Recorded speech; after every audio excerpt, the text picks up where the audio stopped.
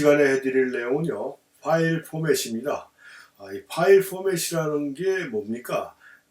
우리가 사용하는 디지털 필름이라고 얘기할 수가 있죠. 디지털 필름이라고 얘기 잘 안 하지만, 우리가 필름 사진에서는 이제 당연히 필름이라고 얘기하죠.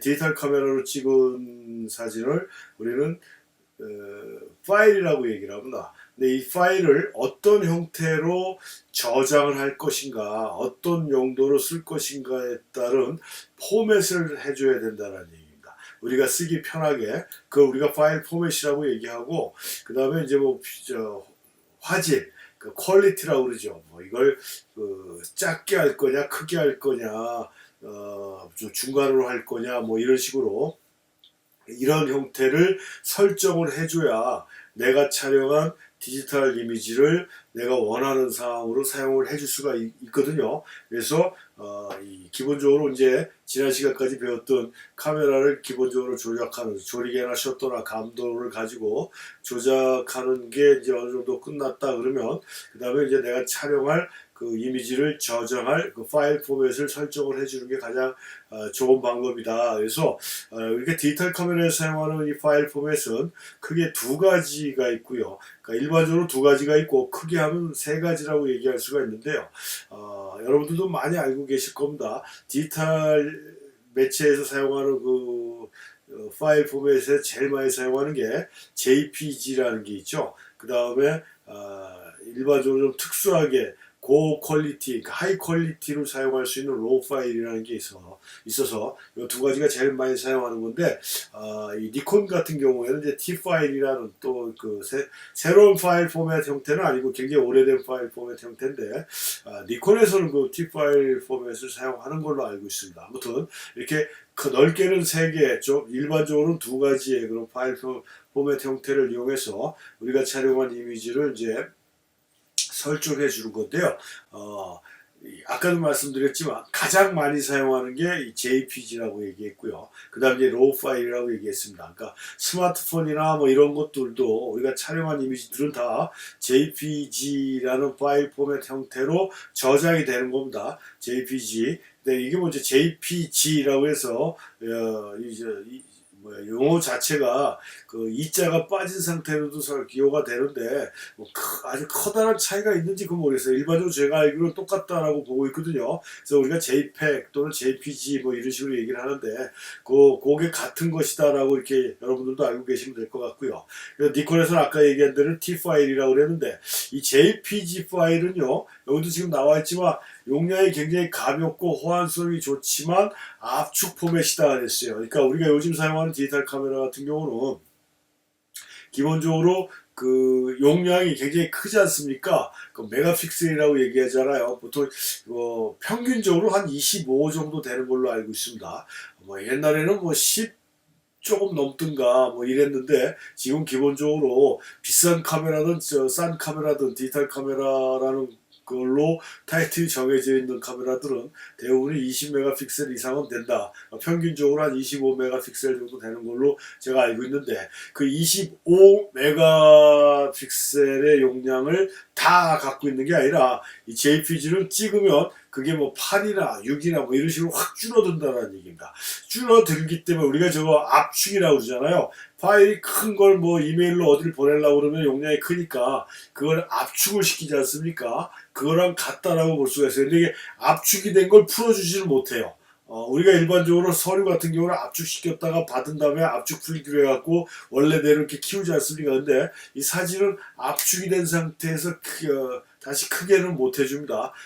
JPG 같은 경우는. 그래서 이게 용량이 줄어들기 때문에 어떤 컴퓨터에서든지 간에 빠르고 쉽게 이렇게 오픈이 되고 작업도 수월하고 하다라는 그런 장점이 갖고 있어요. 여기 나와 있듯이 가벼운 용량의 호환성이 좋다. 라는 이런 장점이 있지만 이게 압축이 되면서 이 촬영 당시의 촬영 데이터라든가 이런 기본적인 데이터가 깨진다라는 얘기입니다. 깨진다는 얘기인데 우리가 사진을 일반적으로 컴퓨터상에서 이렇게 봤을 때 육안으로 그게 깨지고 문제가 생겼는지 느껴지지 못합니다. 느껴지지 못하지만 디테일하게 들어갔을 때는 그런 면들이 생긴다. 그러니까 하이 퀄리티의 프린트를 한다든가 인쇄하기 위해서 사진 파일을 인쇄소에 넘긴다든가 이랬을 때 그런 이런 그 품질의 그 퀄리티가 일반적으로 JPG로 작업해갖고 한 거는 많이 깨지기 때문에 그런 면에서 문제가 있다라는 얘기예요. 그래서 그게 이 JPG가 갖고 있는 가장 큰 단점인데 장점은 사용하기가 수월하다. 그래서 하여튼 컴퓨터나 이런 디지털 파트에서 가장 많이 사용하는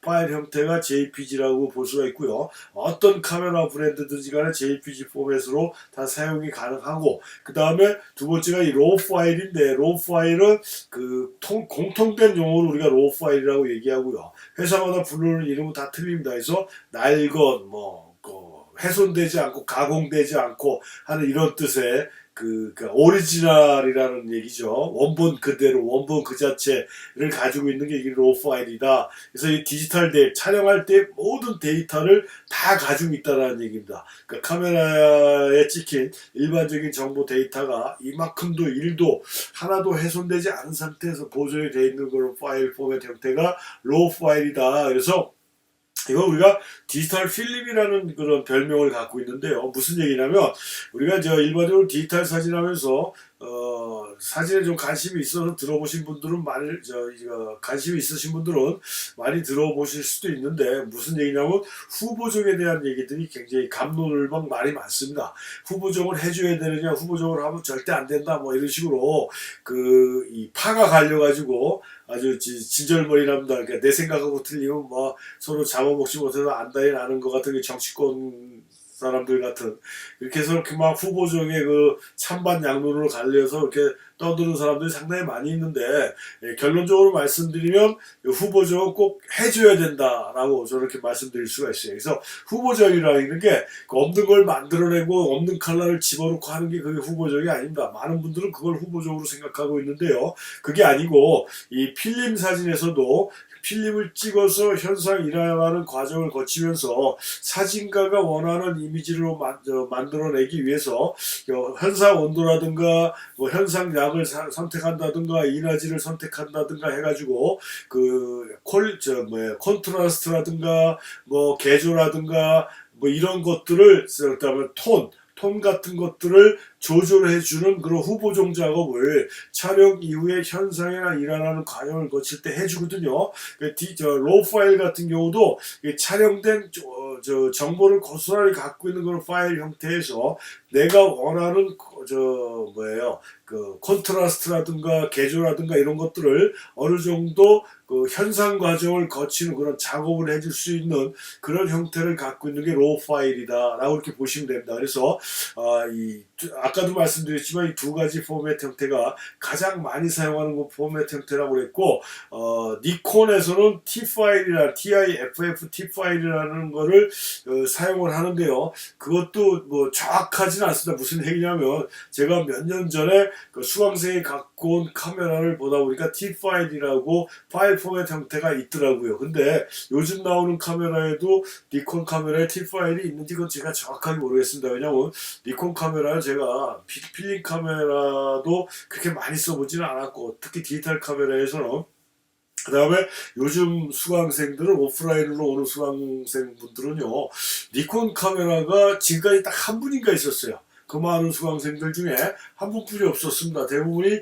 그 소니 쪽을 참 많이 갖고 오시고, 그 다음에 후지 많이 쓰시고요. 그 다음에 캐논 많이 쓰는데, 니콘은 디지털 카메라에 와서 굉장히 밀려났다라는 느낌이 굉장히 강할 정도로 사용하시는 분들이 많이 없다. 특히 우리나라에는 그런 경향이 더 두드러진 것 같아요. 아무튼 그게 T 파일은 니콘 카메라에는 채택이 돼 있던 그런 방식인데, 이것도 대용량 파일입니다. 대용량 파일이에요. 그래서 압축이 되지 않고 아주 굉장히 큰 용량을 갖고 있기 때문에 작업하는데 굉장히 힘들어요. 그러니까 그 파일을 열기 위해서 그 컴퓨터 용량 사양이 맞춰주지 않으면 파일 하나 여는데 상당한 시간이 오래 걸린다는 얘기입니다. 로우 파일도 용량은 큰데 T 파일처럼 그렇게 장애 요인이 없어요.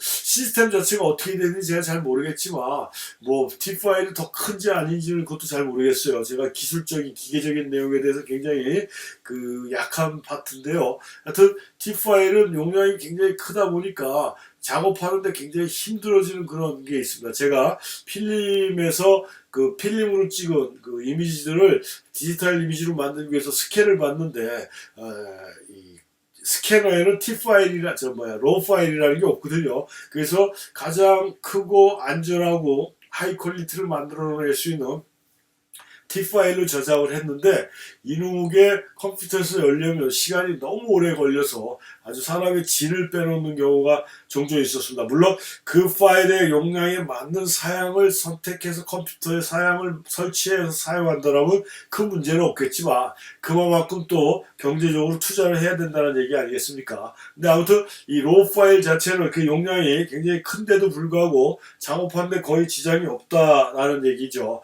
그래서 이 가장 일반적으로 사용하는 게 T 파일하고 로우 파일이고 이 로우 파일은 아까 시작할 때도 말씀드렸지만 카메라 브랜드마다 부르는 이름이 다 틀리다고 그랬어요. 그러니까 통일된 이름으로 로우라고 얘기를 하지만 실질적으로 자신들의 카메라에서는 캐논 같은 경우 CRW, CR2, CR3 뭐 이런 식으로 표시를 하고요. 니콘은 NEF, NRW 뭐 이런 식, 후지는 RAF, 소니는 SRF, SR2, ARW 뭐 이렇게 카메라 브랜드마다 로우 파일을 부르는 이름은 다 틀리지만 공통적으로 우리는 로우라고 이렇게 얘기를 한다 라는 식으로 이렇게 이해해 주시면 되고, 그래서 내가 사용하는 카메라의 용도에 따라 카메라에서 파일 포맷을 설정을 해줘야 돼요. 그래서 카메라마다 이름이 좀 틀리지만 뭐 화질, 퀄리티 뭐 이런 식, 우리나라 말로는 화질, 영어로는 퀄리티 이런 식으로 표현이 되어 있습니다. 그럼 거기 가서 내가 필요한 이미지 그 파일 포맷을 설정을 해줘야 돼요. 그래서 제가 아까도 얘기했지만 두 가지가 가장 많이 사용된다라고 했지 않습니까? 그래서 JPG나 RAW를 선택을 해줘야 되는데 꼭 JPG나 RAW 둘 중에 하나를 선택해야 되는 게 아니라 두 가지를 다 선택을 해서 사용을 해줄 수가 있어요.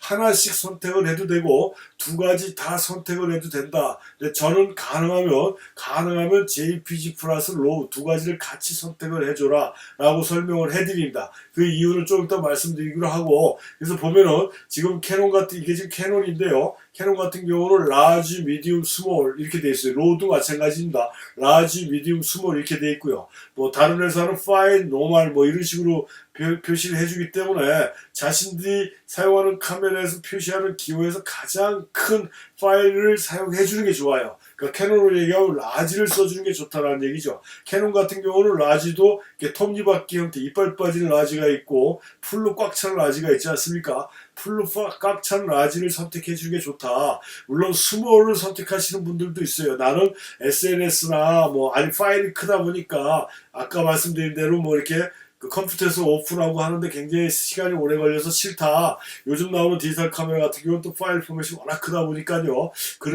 컴퓨터 사양이 맞춰지지 않으면 그럴 수도 있는데, 그러다 보니까 나는 그냥 스몰로 찍겠다 해도 상관이 없어요. 미디움을 찍겠다 상관없습니다. 대신에 스몰이나 미디움 같은 경우는 어떻게 됩니까? 파일 자체가 작기 때문에 프린트하는데 나중에 문제가 될 수가 있다는 얘기예요. 이 사진이라는 건 원래 제대로 된 평가는 출력을 해서 프린트된 상태에서 평가를 해줘야 그 정확한 평가가 되는 거거든요. 모니터 상에서는 사진의 절대적인 평가를 해줄 수가 없습니다. 굉장히 본질에서 벗어날 수가 있기 때문에요. 우리가 스마트폰으로 찍은 사진하고 일반적으로 우리가 사용하는 카메라를 찍은 사진하고 보면 대부분 사람들이 스마트폰으로 찍은 사진이 훨씬 더 좋아 보인다라고 얘기를 해요. 우리가 봐도 스마트폰으로 찍은 사진이 훨씬 더 좋아 보입니다. 카메라나 모든 게. 근데 출력을 해보면 월등히 차이가 난다라는 점입니다. 그래서 사진은 항상 좋고 나쁘면 프린트를 해서 봐줘야 되는데 이 사이즈를 작은 걸로 하게 되면 프린트 퀄리티가 굉장히 떨어진다는 거를 또 아셔야 되는 거고, 내 사진은 무슨 프린트를 하겠냐라고 생각할지 모르겠지만 사람 인생 어떻게 될지 모르는 거고 장담하면 안 되는 거고, 그래서 나중에라도 어떻게 될지 모르기 때문에 가능하면 라지 쪽으로 해줘야 되는 거고, 특히 JPG 파일 같은 경우는 압축 파일이라고 했습니다. 줄어들다 보니까 이게 촬영할 때 한번 줄어드는 게 아니라 이걸 작업을 해서 컴퓨터에서 자꾸 불렀다 닫았다 하는 만큼 계속 파일이 줄어든다는 얘기입니다. 나중에는 컴퓨터상에서도 보지 못할 정도로 퀄리티가 완전히 떨어져 버리는 상황까지 돼요. 물론 불어들이는 시간이, 그러니까 횟수가 뭐 그렇게 많지 않으면 그 정도까지 줄어들진 않는데 하여튼 불러들이고 닫을 때마다 줄어든다. 그게 JPG 파일의 특징이다. 그래서 만약에 JPG라는 걸로 파일 포맷 형태로만 설정을 한다라고 그러면 사진을 후보정 작업을 할 때 그 원본은 두고 카피본을 만들어서 작업을 해줘야 그래도 오랫동안 보관이 가능한 거지. 원본을 가지고 계속 불렀다 닫았다 하게 되면 원본 자체가 자꾸 줄어든다. 그래서 나중에는 쓰지도 못하는 사이즈까지 줄어든다라는 점이 있다는 얘기입니다. 그렇게 되는데 거기에다가 애초부터 스몰로 찍어버리면 나중에 진짜 복구 불가능하게 만들어 버린다는 얘기죠. 그래서 요즘 나오는 뭐 메모리 카드나 이런 것도 포맷이 파일 자체가 사이즈가 용량 자체가 크기 때문에 뭐 크게 찍는다고 해서 몇 장 못 찍고 그렇지는 않거든요. 옛날에는 메모리 카드 용량이 워낙 작아가지고 파일이 큰 걸 쓰다 보면 몇 장 못 찍고 말았지만 요즘 나오는 뭐예요? 그 메모리 카드 용량 자체가 기본적으로 뭐 32GB이 요즘 그 이하로 찾는 것도 굉장히 힘들 정도로 그 용량 자체가 굉장히 커졌다는 얘기죠. 그렇기 때문에 라지로 찍는다고 해서 용량을 많이 잡아먹고 그렇지 않다라는 점이고요. 그래서 제가 아까도 얘기했지만 가능하면 두 가지를 같이 해달라는 게 무슨 얘기냐면 내 사진이 나중에 어떻게 될지 모른다는 얘기입니다. 로우 파일 같은 경우는 후보정 작업도 가능하고 압축이 되지 않기 때문에 오리지널 정보를 다 갖고 있다는 얘기예요. 그래서 하이 퀄리티 고해상력의 프린트나 뭐 인쇄나 뭐 여러 가지 품질이 높은 그런 작업을 할 때 로우 파일이 굉장히 유리하거든요. 그래서 그런 거를 예상을 해서 이 로우 파일로 같이 사용을 해주면 후보정 작업도 훨씬 더 편리하고 정밀하게 해줄 수가 있고 하는 그런 특징들을 갖고 있다. 그래서 가능하면 로우하고 JPG를 같이 선택을 해주면 좋다. 모든 카메라 같이 선택이 가능해요. 로우 플러스 JPG를 같이 선택이 가능하고 로우 파일로 작업한 거는 이 창이 아까도 말씀드린 대로 두 장이 찍힌다고 그랬지 않습니까? 두 장이 찍혀서 이렇게 하나는 JPG로 찍히고 하나는 로우로 찍혀요. 이거는 지금 후지 카메라로 제가 찍은 거라 RAF라고 되어 있습니다. RAF라고 되어 있는 게 로우 파일이에요. 캐논으로 찍었다 보면 이게 CR2나 CR3 뭐 이런 식으로 표시가 되어 있을 겁니다. 그래서 이렇게 로우하고 JPG가 같이 이 두 장이 똑같은 장면을 찍혀서 저 같은 경우는 이 컴퓨터에서 사용하는 SNS나 이런 쪽에서 사용하는 거는 JPG로 작업을 하고 그다음에 뭐 전자책이나 아니면 종이책이나 이렇게 출력을 목적으로 하는 사진 작업할 때는 이 로우 파일로 작업을 한다는 얘기입니다. 그래서 로우 파일로 작업을 할 때도 이렇게 그 이미지 편집 프로그램이 포토샵을 불러오면요. 거기서 로우 파일 열면 이렇게 로우 파일 창이 따로 뜹니다. 따로 떠서 여기 지금 오른쪽에 보면 노출이라든가 개조라든가 색깔이라든가 뭐 콘트라스트 뭐 이런 색온도 뭐 선명도 이런 것까지 다 컨트롤을 할 수 있게 돼 있다는 얘기예요. 물론 포토샵에서도 그런 그 컨트롤 도구가 있지만 로우 파일은 로우 파일 자체에서 이런 창이 뜬다는 얘기고 이거를 조절해 준다는 게 우리가 아날로그 사진 필름에서 현상 과정하고 같다라고 이렇게 보시면 된다는 얘기예요. 그래서 이 작업이 다 끝난 상태에서 오픈을 열기를 누르면 포토샵 창으로 다시 들어와요. 그러면 거기서 세이브를 시키면 저장을 시키면 그때 JPEG 파일로 저장이 됩니다. 로우 파일로 저장은 안 돼요.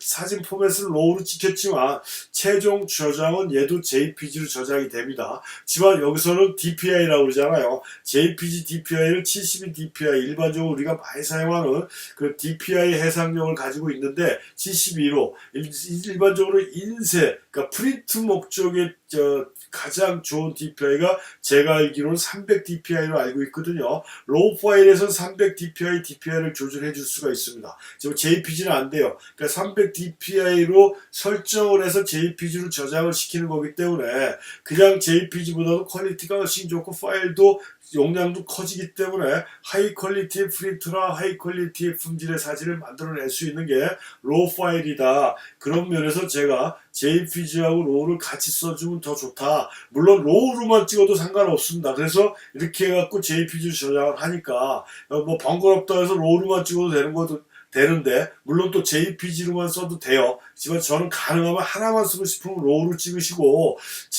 뭔가 아쉽다 그러면 JPG하고 로우를 같이 선택을 해서 찍어주시는 게 나중을 위해서도 좋다라는 점입니다. 그래서 파일 포맷은 이렇게 설정을 해주시면 되고, 대신에 이 로우 파일을 열 때 이 포토샵의 그 버전이 상위 버전에서만 열린다. 만약에 디지털 카메라를 최신형을 샀다 그러면 더더욱 마찬가지입니다. 그래서 이 포토샵 같은 경우도 요즘은 이 소프트웨어 가격이 굉장히 비싸죠. 옛날부터 비쌌습니다. 근데 옛날에는 뭐 진짜 뭐 지금은 말할 수 있다라는 뭐 그런 프로도 있지만 옛날에는 이렇게 불법 다운로드가 굉장히 일반화됐었지 않습니까? 그래서 진짜 뭐 이렇게 찾다 보면은 돈 별로 안 들이고도 뭐 거의 돈 안 들이고도 불법 다운 받아서 포토샵을 사용하고 뭐 다른 소프트웨어들도 굉장히 그런 식으로 많이 사용을 했는데 최근에 뭐 몇 년 전부터는 이 컴퓨터 자체에서도 불법 다운로드 받은 거를 깔 수가 없게 돼 있어요. 시스템 자체가. 그다음에 요즘 또 불법 다운로드 할 수 있는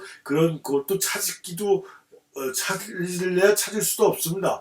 굉장히 또 악성 코드도 많아갖고 위험 요소도 상당히 많고요. 그래서 정품을 쓰는 게 나은데 정품은 굉장히 또 비싸지 않습니까? 근데 이 포토샵 같은 경우는 그 월 돈 내는 게 있어요. 저 같은 경우는 이게 지금 11,000원인가 매월 11,000원씩 이렇게 11,000원인가 12,000원씩 내고 있는데 이게 계속 그 버전이 업그레이드 되기 때문에 항상 최신형으로 사용하고 있습니다. 그래서 뭐 진짜 커피 2잔 값인데요. 커피 2잔 값만 가지고 한 달에 가장 최신형 소프트웨어를 사용해 줄 수가 있다라는 점이죠. 그렇게 하면 로우 파일을 여는데 지장이 없어요. 근데 옛날 구형 컴퓨터에 자기가 사용하는 포토샵 버전이 옛날 버전이다.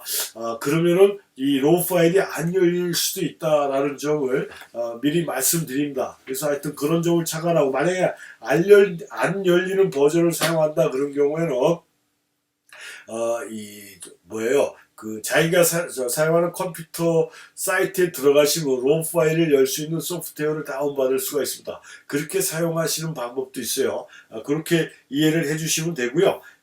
그래서 그런 식으로 해서 이 파일 포맷은 내가 사용하는 그 상황에 맞게 컴퓨터 디지털 카메라 촬영한 사진을 어떤 형식으로 저장할 것이냐를 설정해 주는 것이다. 그래서 그게 JPG로 설정할 것이냐 로우로 설정할 것이냐 그 다음에 화질, 화면의 크기는 사진의 크기를 크게 할 것이냐 작게 할 것이냐를 설정을 해서 포맷을 설정해 주는 게 이 파일 포맷이다 라는 점을 말씀드리고 가능하면은 JPG하고 로우 그 다음에 사이즈는 가장 큰 라지 사이즈로 설정을 해주는 게 제일 무난하고 좋은 방법이다라는 점을 말씀드립니다. 그 다음에 이제 화이트 바란스입니다. 이 화이트 바란스는 이 화이트 바란스도 제대로 설명하려고 그러면 굉장한 시간이 또 필요로 합니다. 근데 우리는 그 정도까지 할 필요는 없습니다. 이 화이트 바란스라는 거 쉽게 말씀드리면 내가 촬영하는 장소의 그런 색깔을 찾아주는 거거든요. 그래서 필름 사진에서 우리가 그걸 색온도 이렇게 얘기를 했는데 디지털 사진에 와서는 이걸 화이트 바란스라고 얘기를 합니다. 그 화이트 바란스라고 부르는 이유가 지금 오른쪽에 나와 있는 이 표 자체가 그 빛의 삼원색이라고 하는 블루, 그린, 레드에서 이게 빛의 삼원색이거든요. 빛의 삼원색 세 가지 색이 합해진 이 부분이 화이트입니다. 이 화이트를 제대로 맞춰주면 모든 컬러가 제대로 형성이 된다. 그래서 우리는 그걸 화이트 바란스. 그래서 초창기 디지털 카메라는 사진 찍기 전에 촬영 나가기 전에 하얀 판에다가 카메라에 화이트 바란스 포인트를 맞춰줬어야 돼요. 그리고 촬영을 해야 색깔 분리를 해줬거든요. 근데 지금은 그런 게 이제 자동화가 됐기 때문에 촬영 나가기 전에 일일이 이렇게 화이트 바란스를 설정하고 체크하고 하지 않더라도 기본적으로 색 분리가 되는데 그런 이유에서 우리는 화이트 바란스라고 얘기를 한다. 그래서 BGR의 보색이 YMC, 옐로우, 마젠타, 사이안이거든요. 이런 색깔, 하얀색만 맞춰주면 모든 색깔을 재현해낼 수가 있다. 그래서 우리는 그걸 화이트 바란스라고 얘기를 한다는 정도만 알고 계시면 됩니다. 그래서 그 이상 그 외에도 알 필요가 없는데요.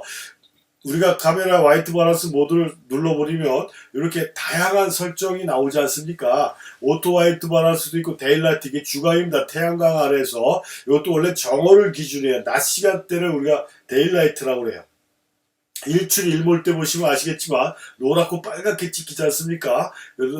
그런 경우를 제외한 그걸 데일라이트 주광이라고 그러고, 그림자진 부분은 우리가 색온도라고 그러는데 이 데일라이트가 5500에서 6000 켈빈도를 얘기하는데요. 이걸 기준으로 해서 모든 색깔들이 정상적으로 보인다라고 이렇게 일단 아시면 되는데, 이 그림자진 부분은 색온도가 높아져 가지고 이 청색이 많이 돕니다. 그 다음에 이 구름 낀 날도 마찬가지예요. 구름 낀 날이나 비 오는 날도 색온도가 좀 높아서 이 청색기가 많이 돌아요. 그 다음에 새벽 사진을 보시면 청색이 쫙 들어간 게 있을 겁니다. 뭐 영화 장면에서도 마찬가지고 드라마도 마찬가지고, 이 새벽 분위기를 나타내는 장면에서는 거기다 무슨 색깔 필터를 낀 것 같이 사진 자체가 퍼렇게 보입니다. 그게 왜냐하면 색온도가 높으면 청색이 강하게 나오고요. 색온도가 낮으면 우리가 일출일몰 때 색온도가 낮거든요. 일출일몰 때 색온도가 낮기 때문에 그 일출일몰 때 색온도가 낮아서 어떻게 사진에 어떻게 나오냐면 빨갛고 노랗게 나오는 거예요. 빨갛고 노랗게. 그래서 이렇게 색온도가 높고 낮을 때 어떤 형태로 나오는지만 우리가 일단 알면은, 빨갛게 나오면 일출일몰 찍었는데 색이 노랗고 빨갛게 나왔다. 이게 색온도가 낮아서 그렇구나. 그림자진 부분 비 오는 날 이런 날 사진 찍으니까, 특히 비 오는 날 사진 찍어 살살 가랑비 내는 날 사진 찍었더니 살짝 사진이 산뜻하게 보일 수가 있습니다. 그 경우는 왜냐하면 살짝 청색이 꼈기 때문에 사진이 굉장히 맑게 보이는 거예요. 이런 식으로 그 색온도에 따라 색깔이 틀려져요. 그걸 맞춰주라는 얘기입니다. 그걸 지금 이렇게 화이트 밸런스 모드가 이렇게 많은 게 그걸 맞춰주라는 얘기예요. 이거 텅스텐, 이거 백열등 모드고요, 형광등 모드가 있고요, 후레쉬 모드가 있어요. 근데 이 형광등 모드, 요즘 나오는 디지털 카메라는 이 형광등 모드가 옛날에 나온 건 하나였는데 요즘은 3개, 4개까지 나온 걸로 제가 알고 있습니다. 이 형광등은 특히 색온도를 잡기가 굉장히 힘든 게 이 스펙트럼 현상이 있어서 그럽니다. 요즘 나오는 형광등은 그게 잘 보이지 않는데, 저희가 어릴 때 옛날의 형광등은요, 스위치를 누르면 바로 들어오지 않고 이 가장자리가 깜빡깜빡하다가 들어오거든요. 그래서 형광등을 꺼도 바로 다 꺼지는 게 아니라 주변부가 계속 반짝반짝반짝해요. 그게 이제 스펙트럼 현상인데, 이 스펙트럼이 일정하지가 않다 보니까 색온도가 계속 왔다 갔다 하는 겁니다. 특히 필름 사진에서 이 형광등 아래에서 다른 조명 없이 형광등 조명으로만 촬영할 때 굉장히 힘들었거든요. 색깔을 맞춰주기가 너무너무 어려웠는데, 그러다 보니까 디지털 사진에 와서 이렇게 형광등이 여러 단계로 이렇게 변화를 준다는 얘기인데요. 실질적으로 이런 거 다 무시해도 상관없다는 얘기입니다. 결론적으로 얘기하면 그냥 오토 화이트 밸런스 모드에다 놓으면 가장 무난하다. 무슨 얘기냐면 정확한 컬러를 우리가 재현한다는 게 생각처럼 쉽지가 않다라는 거고, 그게 실질적으로 가능하지도 않다. 우리는 커머셜 상업사진에서 제품이 가지고 있는 컬러를 온전히 보여줘야 상품의 가치도 보여낼 수 있고 광고 효과도 있기 때문에, 그걸 하기 위해서는 우리가 인공광이 아주 고품질의 인공광을 사용해 줘야 되고, 그걸 또 일일이 컬러 밸런스, 색온도를 체크하는 기구를 통해서 색온도를 체크하고 거기에 맞는 교정 필터를 이용해서 해줘야 어느 정도 근사치까지 컬러를 잡아줄 수가 있지만, 일반적인 광원이나 일반적인 자연광 상태에서는 그렇게 컬러를 정확하게 맞춰줄 수가 없다는 얘기입니다. 일반적으로 컬러 사진을 많이 하시는 분들은, 특히 아마추어 취미로 하시는 분들은 거의 100% 컬러 작업을 하지만, 전문 사진가라고 하시는 분들은 컬러 작업을 그렇게 많이 하지는 않아요. 대체적으로 흑백을 많이 하는데, 그 중에서 소수의 컬러 작업을 하시는 분들은 주관적인 컬러예요. 자신만의 컬러를 만들어냅니다. 그래서 그런 사람들의 사진을 보셨는지 몰라도 컬러가 굉장히 묘합니다. 그러니까 그 사진가의 그 주관에 맞는 컬러를 찾아주는 거지, 정확한 자연의 색깔을 찾겠다고 설치는 사진가들은 없다는 얘기고요. 자연의 색깔을 찾아낼 수도 없다는 얘기입니다. 근데 각 SNS나 이런 블로그나 뭐 페이스북이나 이런 데 보면 어떤 카메라가 완벽한 컬러를 제안하다, 내가 어떤 렌즈를 샀더니 뭐 컬러가 끝내준다, 그건 주관적인 평가라는 얘기죠. 어떤 브랜드에서 특정한 컬러에 좀 더 강하게 반응하는 그런 거는 있을 수는 있지만 그게 정확한 컬러를 묘사하고 나타낼 수 있다라고 말할 수는 없다는 얘기입니다. 우리가 보는 광원에 따라 모든 색은 틀려지지만 인간은 항상 빨강이면 빨강으로만 보게 됐어요. 여기 인지가 그렇게 돼 있기 때문에.